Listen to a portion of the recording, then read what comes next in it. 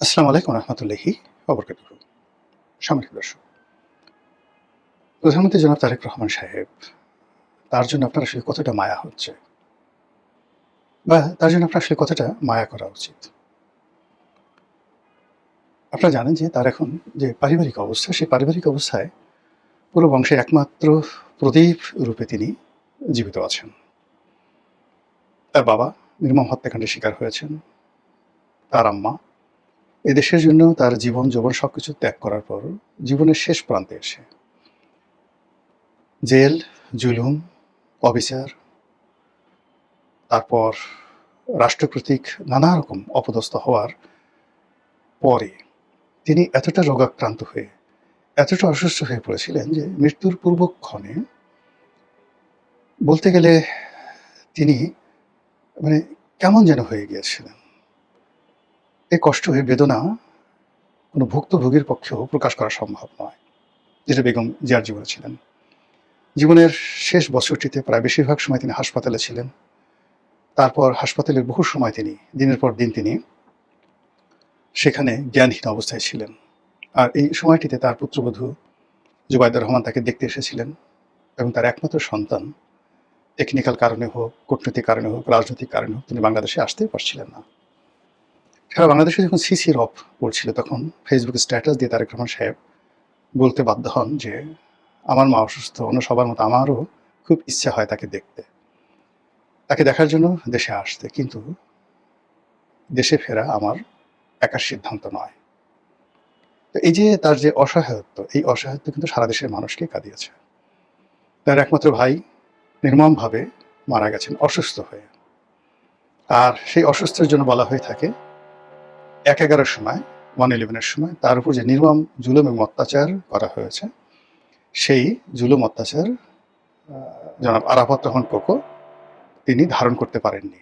ওটাতেই তার ধুঁকে ধুঁকে তাকে মরতে হয়েছে এবং তিনি যখন মারা যান, মারা যাওয়ার সময় বাংলাদেশে হৃদয় বিদারক দৃশ্য তৈরি হয়। তার লাশ যখন আসে তখন বেগম জিয়া কার্যত গৃহবন্দী এবং তিনি বহুদিন ধরে তার অফিসে আটকা ছিলেন, যেখানে না ছিল পানি, না ছিল বিদ্যুৎ। ওর মধ্যে জিদ করে তিনি সেই অফিসে বসেছিলেন। ঠিক সেই সময়টাতে আরাফাত রহমান কোকোর মৃত্যু হয় এবং তিনি বাংলাদেশে তার লাশ আসে। এরকম আপনি যদি চিন্তা করেন জনাব তারেক রহমান সাহেবের জীবনে এই যে ট্রাজিক কিং, সেই ট্রাজিক কিং সেটা কি হ্যামলেটের মতো নাকি অন্য কার মতো? সেটা যারা ইতিহাসবেত্তা আছেন তারা বলতে পারবেন। কিন্তু আপনি যদি তার দিকে তাকান তাহলে তার এই ইতিহাসগুলো শুনে তাকে মায়া না করে আপনি পারবেন না। তাকে দেখলে আপনার চিন্তা করলে মায়া হবেন এবং তার আপন ভাই নাই, ব্রাদার নাই, শ্যালক নাই।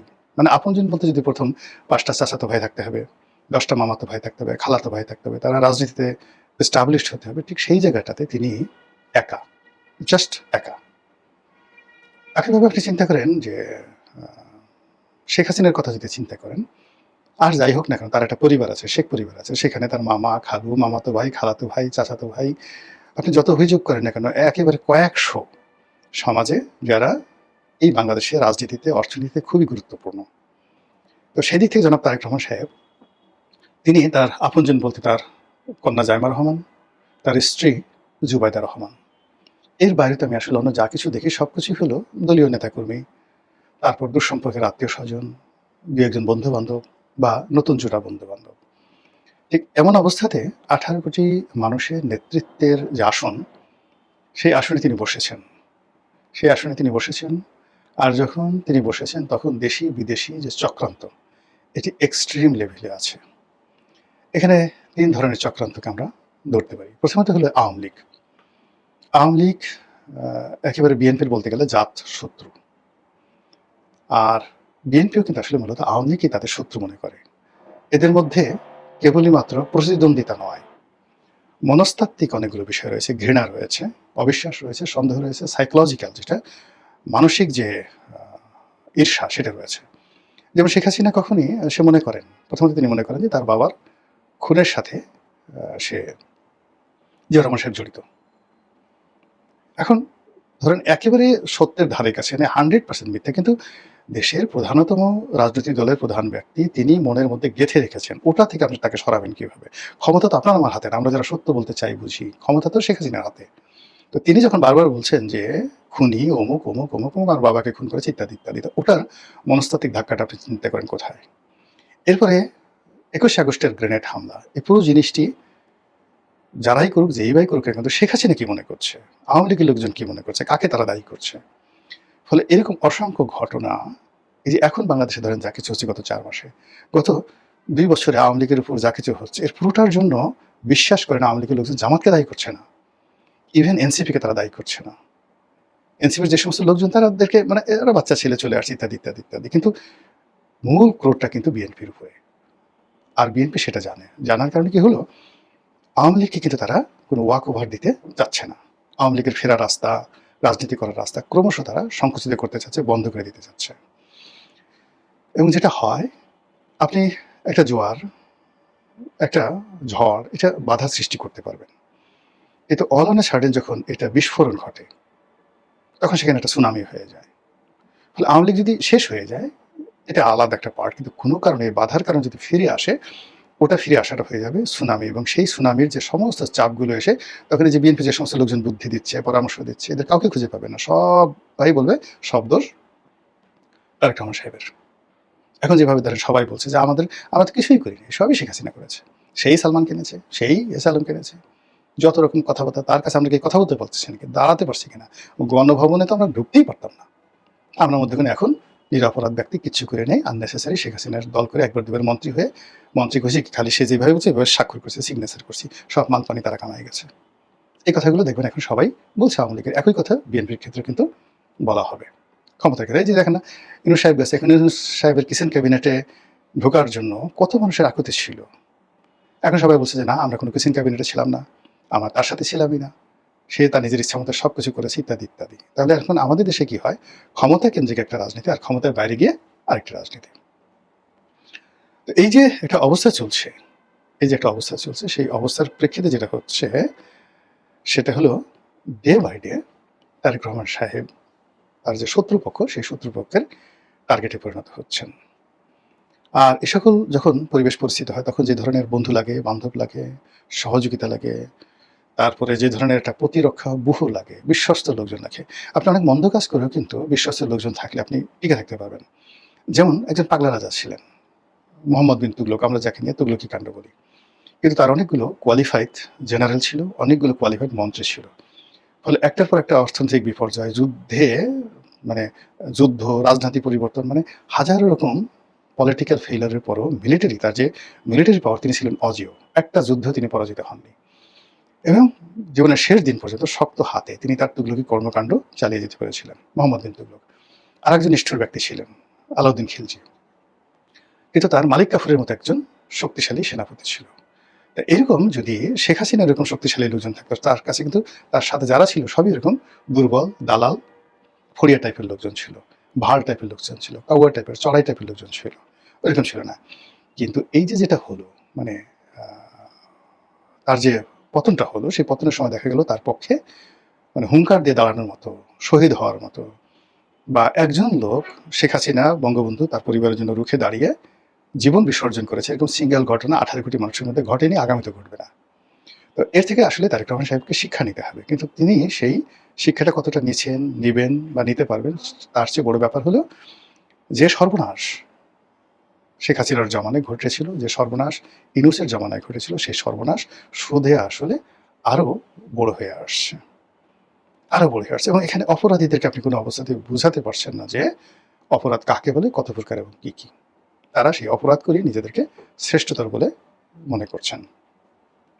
তো যাই হোক, এখন যেটা হচ্ছে সেটা হলো এই যে জনাব তারেক রহমান সাহেব, তিনি কাজ করে যাচ্ছেন, তার মতো করে কাজ করে যাচ্ছেন, তার মতো স্বাধীনভাবে তিনি ছুটোছুটি করছেন, কখনো চট্টগ্রামে, কখনো গ্রামে, যেখানে সিলেটে, শ্বশুরবাড়ি থেকে শুরু করে সব জায়গাতে তিনি অবাধে যাচ্ছেন। সেনাবাহিনীর প্রশিক্ষণ ক্যাম্পে, গ্রীষ্মকালীন প্রশিক্ষণ ক্যাম্পে ঢুকে যাচ্ছেন, সেনা সদস্যদের সাথে তিনি মিশছেন, তাদের খাবার খাচ্ছেন, সবকিছু করছেন। কিন্তু আপনি দেখবেন যে তিনি যে স্বতঃস্ফূর্তভাবে যেভাবে চলাফেরা করার চেষ্টা করছেন, তার আশেপাশের পাগুলো, তার আশেপাশের হাতগুলো, আশেপাশের মুখগুলো, সেগুলোর অভিব্যক্তি কি? Is it friendly? Is it cooperative? এটা কি বন্ধুত্ব সুলভ? এটা কি সহযোগিতামূলক? এটা কি প্রশংসনীয়? নাকি আমরা যারা দর্শক আসলে আমরা কিছুই করতে পারব না। আমরা বলছি, আহাহা! এরকম প্রধানমন্ত্রী আর হয় না। যিনি সেনাবাহিনীর ভিতরে ঢুকে গেলেন, তারপরে সেনাবাহিনীর খাবার খেলেন, প্রশিক্ষণ ক্যাম্পে বসে তিনি সেনা সদস্যের এই দৃশ্য দেখলেন। কিন্তু এটা সেনাবাহিনীর লোকজন কেমন মনে করলো সেটা হলো মূল বিষয়। How they accept it. আমরা তৈরি করলে হবে না তো। ওই বাহিনীর ভিতরে কি অবস্থা আছে সেটা তাকে শতভাগ নিশ্চিত হতে হবে। তিনি খাল কাটতে বিভিন্ন জায়গাতে চলে যাচ্ছেন। এই যে খাল কাটা বা যেকোনো একটা প্রোগ্রামে তিনি উপস্থিত হচ্ছেন, এটা সংশ্লিষ্ট যারা লোকজন আছে তারা কিভাবে নিচ্ছেন? তিনি এসএসএফ এর প্রোটোকল ছাড়া একা, একা ঘুরে বেড়াচ্ছেন। জনগণ হাততালি দিচ্ছে। জনগণের হাততালির ২ পয়সার মূল্য নেই। জনগণ সেলফি তুলছে। ওরকম হাজার, হাজার সেলফি অনেকের সাথে অনেকে তুলে। কিন্তু ওটার কোনো মূল্য নেই। এখন এসএসএফ যা রাষ্ট্রীয় বাহিনী বা তার যারা নিরাপত্তা রক্ষা দায়িত্বে নিযুক্ত, তারা এই বিষয়টিকে কিভাবে নিচ্ছে? তারা কি মনে করছে তার নিরাপত্তা ওকে আছে? এসএসএফ থেকে শুরু করে পিজিআর থেকে শুরু করে সেনাবাহিনী, পুলিশ বাহিনী, এমনকি তার ব্যক্তিগত সিকিউরিটি গার্ড, তারা কি এই যে প্রধানমন্ত্রীর যে স্বাভাবিক চালচলন, এই স্বাভাবিক চালচলনে খুশি? আমার তো খুশি মনে হচ্ছে না। খোলামেলাই বলছি, আমার কাছে মনে হচ্ছে না যে তার এই সকল কর্মকাণ্ডে যারা দায়িত্বরত আছেন তারা কেউ খুশি। তিনি বিভিন্ন লোককে টেলিফোন করছেন, তাদেরকে ডেকে নিয়ে দাওয়াত খাওয়াচ্ছেন। তারপর যাকে তার ভালো লাগছে তাকে ডেকে নিয়ে তিনি, সেটা বিএনপির হোক, জামাতের হোক, আওয়ামী লীগের হোক, ডাজ নট ম্যাটার। তিনি মনে করছেন যে এই লোকটির সঙ্গে কথা বলা দরকার, তিনি কথা বলছেন। কিন্তু এই লোকগুলো তো তাকে কোনো উপকার করতে পারবে না। আমার সঙ্গে তিনি খুব কথা বললেন, আমার বাসায় দেখা করতে এলেন বা আমাকে দাওয়াত দিলেন, হোয়াটএভার ভাবে, এতে তো তার ২ পাশে উপকার হবে না। কোনো উপকার হবে না। কিন্তু আমাকে দাওয়াত করতে গিয়ে তার পাশের যে লোকটি আছে সেটি যদি পার্মানেন্টলি তার প্রতি মনঃক্ষুণ্ণ হয়, তাহলে আমাকে দাওয়াত না দেওয়াটাই বুদ্ধিমানের কাজ। আগে ঘর সামলাতে হবে। সেই দিক থেকে উনার আশেপাশে যে উনার ক্যাবিনেট আছে, কিচেন ক্যাবিনেট আছে, পরিবার আছে, উনার একান্ত ব্যক্তিগত স্টাফ আছে। এই জায়গাটাতে যে বন্ধন তৈরি করা দরকার, আমরা বাইরে থেকে যতটুকু দেখছি আমার কাছে মনে হচ্ছে না যে এই বন্ধনটা কোনো পারফেকশন এর দিকে গিয়েছে। বরং আ তার যে কর্মকাণ্ড জনগণ প্রশংসা করছে। কিন্তু এই জনগণের প্রশংসা কোনো কাজে আসবে না। কিন্তু তারা যারা একান্ত আপনজন আছেন তারা যদি বিরক্ত হয় যে, উনি এইভাবে করছেন, আমার তো কোর্ট পড়তে ইচ্ছা করে। তিনি হঠাৎ করে কথা নাই বার্তা নেই এসে এমপিদের গাড়িটা বন্ধ করে দিলেন। নির্বাচন করেছি আমরা। সারা বছর ১৭-১৮ বছর পরিশ্রম করেছি। নির্বাচিত হওয়ার পর একটা প্লট পাবো, একটা গাড়ি পাবো। নিয়ে এসে হঠাৎ করে একটা রাজনৈতিক সিদ্ধান্ত নিয়ে ফেললেন। এখন কি হবে? উনার তো ঠিকই ভালো গাড়ি আছে। আমার তো ভালো গাড়ি নেই। একটা ট্যাক্স ফ্রি ভালো গাড়ি আনবো। এই কাজটা উনি বাধা দিয়ে দিলেন। এই যে নেতাকর্মীদের মধ্যে যে ক্ষোভ, এটা প্রশমিত করবেন কিভাবে? রাজনীতি এমন একটা কঠিন বিষয়। অনেক সময় রাজা নিজে তার কর্মচারীকে ঘুষ দিতেন। ঘুষ দিতে বাধ্য হতেন। এটা তোহফা না। ঘুষ দিতে বাধ্য হতেন এবং ঘুষ দিয়ে মানে স্বয়ং রাজা, সম্রাট তার প্রাসাদের কর্মচারীদেরকে ঘুষ দিয়ে তিনি অনেক কর্মকাণ্ড করতেন। এত জটিল অবস্থা। এখানে সব জনপ্রিয় জিনিসই কিন্তু জনপ্রিয় নয়। সব সঠিক জিনিস আসলে শেষ পর্যন্ত সঠিক ফলাফল বয়ে নিয়ে আসে না। তো সেই দিক থেকে যেটি হচ্ছে সেটি হলো যে, এই যে জনাব তারেক রহমান সাহেব এখন যে মাননীয় প্রধানমন্ত্রী, তিনি হয়তো আন্তরিকতা নিয়েই করছেন, হয়তো চিন্তা ভাবনা করেই করছেন। তার বিবেচনায় যেটা ভালো মনে হয় সেটাই করছেন। কিন্তু এটার যে আউটপুট, সেই আউটপুটে আশেপাশের লোকের মধ্যে নানা রকম প্রতিক্রিয়া তৈরি হয়েছে। তার নিরাপত্তা নিয়ে অনেকেই চিন্তিত। তার রাজনৈতিক ভবিষ্যৎ নিয়ে অনেকেই চিন্তিত। তার যে প্ল্যান এবং পরিকল্পনা নিয়ে কোনো সুদূর প্রসারী যে ভালো ফলাফল, এগুলো গত ৪ মাসে এখনো পর্যন্ত ফুটে ওঠেনি। সেই অবস্থাতে এই যে তার যে সহজ সরল অভিব্যক্তি, এটার জন্য মায়া করা ছাড়া আপনার বা আমার কি বা করার আছে? মহান আল্লাহ আমাদের সবাইকে হেদায়েত দান করুন এবং হেফাজত করুন। আসসালামু আলাইকুম ওয়া রাহমাতুল্লাহি ওয়া বারাকাতুহু।